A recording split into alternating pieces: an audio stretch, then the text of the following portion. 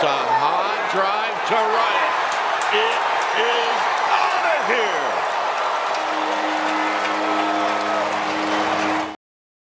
here. And welcome everybody to the glorious episode of the Put on Giants podcast. I'm your host, Dwayne Douglas, and as always, I am podcasting off the beautiful shores of the Pacific Ocean. A beautiful day out here in Southern California.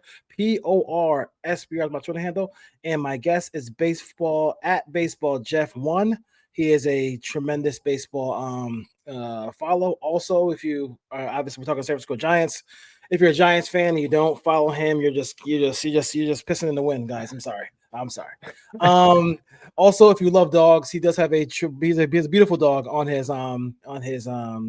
profile. So if you're a dog lover and you love pictures like that, definitely you can check that out. Jeff, how you doing today? Good to have you back. Yeah, thanks for that nice introduction, Dwayne. I'm doing well. Bailey, my dog, is around here somewhere. She's in the room, so she's actually sitting right behind me right now. But how are you doing tonight? I'm good, man. I'm good. We're just so this is an opportunity for, I figured in the off season, let's get some time in here to talk a little baseball with the Giants here. And first of all, the big news is obviously the new manager, right? The new manager, will it work? Will it not work? All this stuff like that. I know some people I know a lot of scouts who know a lot about him. And Joe Madden, we know how he feels about him, of course. But what are your thoughts about the new manager of the San Francisco Giants? Yeah, I mean, it's an interesting hire. I mean, he doesn't have the pro coaching or managing experience that you typically see with manager hires like this. But that's kind of been a theme this year. I mean, we saw guys like Craig Stammen get hired for the Padres. Kurt Suzuki was a special advisor. Nick Hundley was seriously considered for a couple of roles. He was a special assistant. So just kind of it makes me think that the current manager is one that really, that doesn't need a ton of managing experience. I think they're focusing on the soft skills, and that's what Tony Vitello brings to the table. It's going to be interesting to see how his kind of personality, which is very animated, very engaging, very exciting, how that translates to a 162 game season. Being there, I mean, there are videos out there of him like running into the stands after the University of Tennessee wins a game. That's going to be a little different. The fur coats. Yeah, it's probably not going to happen in an April game at Oracle Park. But he's got the right energy. He's got the right personality. He's made a couple of hires. To me, the thing that's most important is who he surrounds himself with on a coaching staff and gets the best out of the guys that are on the roster, because I don't think that's what the previous coaching staff really did a good job of with the Giants, with their players. So to me, that's going to be the biggest challenge with Vitello. Sorry. All the in-game management stuff he can pick up along the way. There's going to be a development curve. But that stuff I'm not too concerned about. It's really who he surrounds himself with. So can you talk a little bit about those guys? Because I know for me, when I was looking for the Giants, and I was saying to myself, okay, listen, there are two teams who I like the way their approach to hitting is. Like I love the Brewers, the way the Brewers go after it. I love the way the Blue Jays go after it. So I guess they hired Tony, and now they brought in somebody from the Blue Jays to be the hitting coach. I think just to get a little bit more consistent bat on ball in play. The way, especially with the ballpark plays out there by the bay. Thoughts about the coaching staff? Yeah, I mean, they're still working on rounding it out. They did everything's in the reported state, so it's not finalized yet. Yeah, okay. But they've been connected to guys like Jace Tingler, who is a former San Diego Padres manager. They haven't really announced what role that's going to be. Hunter Menz was an assistant hitting coach for the Toronto Blue Jays. Obviously, they made it to the World Series, and when a team like that does well, other teams try to kind of replicate that. So it's no surprise to see the Giants kind of dip into that. To see if Mentz can bring some of that hitting acumen to the Giants. But yeah, I mean, I think to your point, they do strike out a good bit. And to me, part of that was an approach issue. They were way too passive on pitches in the zone. They were way too passive on middle location. And those are the mistakes that you really need to take advantage of. And they were one of the most passive teams in baseball. So yes, they strike out a lot. I think some of that number could be brought down just by being more aggressive on pitches in the zone. And that's just an area that was, for one reason or another, they were a team that looked at way too many strikes over the past couple of years. Just kind of wrapping up kind of the 2025 season. What's your thoughts about, like, why, you know, they didn't get to that next level, a wild card berth. They kind of were up and down. And then when they did a soft sell, all of a sudden, the next thing you know, they kind of hit a little hot streak there. Kind of an up and down nature of this season for the Giants. Yeah, I mean, I think a couple of things stand out, both, and they're both on the pitching side. One, the bullpen just really becoming a liability late in the year. They knew that was going to happen with Tyler Rogers being traded, Camilo Duval. It didn't matter what moves Bob Melvin made. He didn't have the guys to really record outs late in games. He didn't have any high leverage relievers. So, I think it's kind of hard to judge his bullpen management at that point because he just didn't have the personnel to work with. And that's a lot of bullpen management in the first place. And then second, just how the starting rotation, kind of fell apart late in the year. Robbie Ray wasn't nearly as good. Justin Verlander was better than I would have expected. Landon Root missed the last couple of months of the year after being a really good pitcher in the first half. So the rotation kind of fell apart. So if you're asking like why they missed the playoffs, I think it's just entirely on the pitching side. They hit enough to win games. Obviously, there's a lot of room for improvement, but I think the offense was fine. It's just the pitching, which was supposed to be kind of a strength and supposed to have a lot of depth. That depth kind of eroded by the end of the year. That's baseball. Sometimes it's a long year, it's a grind, and injuries happen, trades happen, and by the end of the year, the pitching staff wasn't nearly as strong. Yeah. Let's go to free agency now. I don't know what they're gonna do for agency. I don't know if they're gonna be big spenders or not. I guess it sounds like they're not. With that being said, though, the Giants are gonna do something. Do you think it's going to be, like, first of all, like, who are some of the names on the pitching side you think they should go after, and then on the hitting side, if there is a spot, as far as this lineup goes? Yeah, I mean there's this might be a long-winded answer, but on the pitching side, they've given off the impression. Greg Johnson, their chairman, gave off the impression that they're going to be reluctant to sign guys, pitchers to 9-figure deals. So guys like Dylan Cease and maybe even Ranger Suarez, Framber Valdez, if we take him at his word, they're probably out of the picture. However, I do think I do have to wonder if the Giants are just in a position of trying to under promise and over deliver. That's kind of what they've done over the past couple of years from a spending standpoint. They've kind of given off the impression that they're not going to be aggressive, and then the next thing you know, they go out and sign Matt Chapman or Willie Adames. So they've given off the impression that they're not going to be big spenders. I do question that to some degree, just because of how they've operated over the past couple of years. Their attendance numbers were much better this year than they have been for the past several years. So that should give them extra motivation to spend. With all that being said, I think they're going to bring in at least a couple of notable pitchers. I don't know what the contract terms are going to be. I don't know if they're going to be in the market for Dylan Cease or Ranger Suarez or anyone of that nature. But I have a feeling that, they've said that pitching is going to be their focus this year. So that's going to be their target. So it could range, and it really depends on who that first pitcher they bring in is.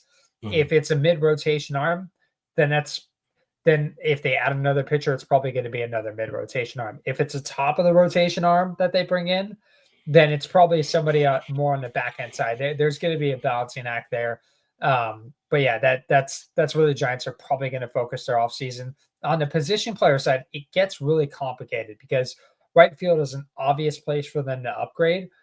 But Cody Bellinger and Kyle Tucker, if we take them out of the equation, then the next best outfielder might be a guy like Mike Yastrzemski and or Austin Hayes. It really falls, that there's a pretty substantial performance drop off after that. So if they're not going to be in the market for Tucker or Bellinger, and Bellinger especially, there's, teams are going to be, he's coming off of a good year. Teams are going to be concerned with how he performed at Yankee Stadium. He did very well there. He was not nearly as strong on the road. There's just a lot of noise with his performance over the past few years that I think teams are going to be scared off to some extent. Wouldn't surprise me to see the Giants be scared off as well. Kyle Tucker, I just don't know if they're going to be in the market to sign somebody of that caliber, given the contract terms that Tucker's looking for. So to upgrade the lineup, they're going to have to get creative here. I don't know what the answer is, and it's probably going to be somebody. I wouldn't surprise me if it was somebody on a trade market. Okay. As far as do you? It's interesting. I mean, it'd be great if Bryce Eldridge could play right field, but he can't. Speaking of Eldridge, what is there like? I know there's a lot of Giants fans who are just like we've heard the name for so long, and they're hoping that he is going to deliver. Is how the Giants, or how would the Giants approach this next year? You think, as far as like, trying to get him to earn a spot here? Is he going to be the first base or DH? Like, how does this work with him endeavors here as far as first base? Because it seems like that's where both of those guys are going to be playing if Bryce makes the team. Yeah, I mean, I think the Giants have said all along that there's no assurances that Eldridge is going to start the year with the club. If they go into spring training and he just hits the crap out of the ball, he's going to take the decision out of their hands, I think. Yeah.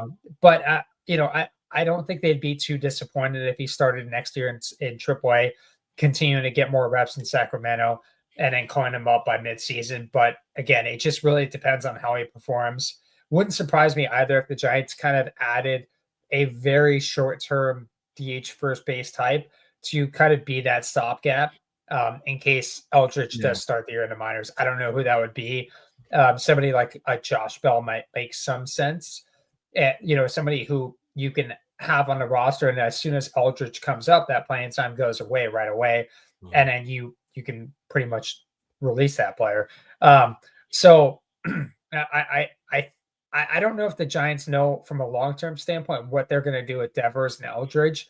They've said that they're going to mix in time with them at first base and DH for both of them. I don't know how that's going to work in the long term. That's what they've said. I can't think of too many examples of where this has worked in the past with other teams with a long-term DH and a long-term first baseman. It can work if they both hit. That's great. Makes it a very easy decision for the Giants. And they, I mean, obviously they both have the upside. They hit. Devers is arguably a top 10, top 20 hitter in baseball. And Eldridge has the power to hit 30 plus home runs in a year. They did. Posey, I think Posey did talk about defense. There was a period of time that outfield defense was pretty ragged out there and left with Ramos. Is this a lineup filled with too many guys who are just kind of maybe DH types, or do you think it's just really just he just needs to work on defense to be more consistent out there? Because he seems like I know he's on that stocky side, but he seems like he's a decent athlete and should be able to make the routine plays out there. Yeah, Ramos came up as a center fielder, so it's surprising to me to see his defense kind of struggle as much as it did over the past couple of years, especially in 2025, where I think he was based on some of the defensive metrics, he was either the worst or one of the worst defenders in left field. I don't know if the Giants they don't have room for him to be a DH. Especially if Eldridge is on the roster, they just don't have the room for that. So my guess is they're fine with him in left field, and they're fine with Jung-Hoo Lee in center field, another guy who struggled defensively in 2025. I think their hope is that they can coach up their defense to make it a more acceptable level. But if they go into next year and both continue to struggle, I think they're going to have to look at making changes, and those changes would probably include moving Jung-Hoo Lee to one of the corner spots, right field. He's got a great arm for that. And then I don't know what they would do with Ramos at that point, because he doesn't hit enough to be a DH, and he's just doesn't perform enough offensively to struggle as badly as he has defensively. Yeah, it's been tough to watch sometimes here. It is. It was bad. There's some lowlights that are pretty tough. I hearing Cooper and Kipe talk about it was difficult. Second base, real quick, Casey Schmidt, does he get an opportunity here? I mean, he definitely gave the Giants some gave him some punch. It seemed like every time he got hot, he got hit in the hand. I don't know what that was about. I mean, every time he got hot, he got hit in the wrist. Thoughts about second base here, because that could be a spot where I think the Giants might add a bat. No question, as far as that goes. Yeah, I mean, they could look to make an upgrade at second base. I think that at that point, with how Casey Schmidt performed, it's more of a want than it is a need. Like, they probably need to do something in right field. They don't have an internal option or anyone who's given them the belief that this person can run with the job. At second base, I think Schmidt performed well enough to, enter next year as the starting second baseman. There's potential in his bat to hit 15 plus home runs. If you look at his underlying kind of metrics, his expected numbers, they were a little stronger than his actual numbers. So I think there's hope for optimism, or there's room to grow offensively for him a little bit. Obviously, on the defensive side is probably the bigger question mark, because while he's still learning the position at second base, he looked like a third baseman playing second base this year. Not enough range there sometimes. Yeah. Sometimes, but he also, on the other hand, he has an arm that most second basemen don't have. So there's it's a balancing act there too. So I think Schmidt did well enough to earn the starting role in 2026. Wouldn't surprise me if the Giants at least kick the tires looking for an upgrade. If they don't, I think they're fine with Schmidt being the guy for now. Sounds good. And then, as far as last thing I'll leave you with is, do you think Verlander, Flores, or Dominique Schmidt be back? I don't know if any of them are going to be back. I don't know if there's a role for Wilmer Flores. I think it's, he said his goodbyes. I think his time with the Giants is done. I don't think Dominic Smith, I think the Giants want to bring back Dominic Smith. I just don't know if there's a role for him to be back. And I think Dominic Smith's going to want, a clearer path to playing time, because, the two positions he played for the Giants were DH and first base. And one of those spots every day is going to be taken up by Devers. As soon as Eldridge comes up, that playing time for Smith at that other position just disappears overnight. So I think he's going to be looking at, like, maybe the Washington Nationals are a good spot for him. I think he's going to be looking for a spot where that offers more of a clear path to playing time. I don't think the Giants can offer that at first base and DH. And then Verlander, I think there's going to be interest in a reunion. I just have to wonder if he wants to be, and this has been echoed by some of the Giants beat writers, whether he wants to spend more time with a team that does their spring training in Florida, because he has a home in Florida. And that could be a pretty important factor for players, is trying to find comfort with their next landing spot. So I think there'll be interest. I think Verlander is going to look for an opportunity elsewhere. Maybe that's Houston to play in 2026. Makes sense. All right, Giant fans, we got your fix here with Jeff with Jeff Young here, talking a little Giants baseball off season, all those things like that. So definitely give him a follow for all your stuff there, and then stay tuned to the show. Jeff, tell Bailey I said hi, and you have a great night, man. Take care. Yeah, I'll let her know. Thanks for having me on, Dwayne. It's always a pleasure to chat Giants baseball with you. Take care, brother. Yeah, you too. Lee hits a high drive to right. It is out of here.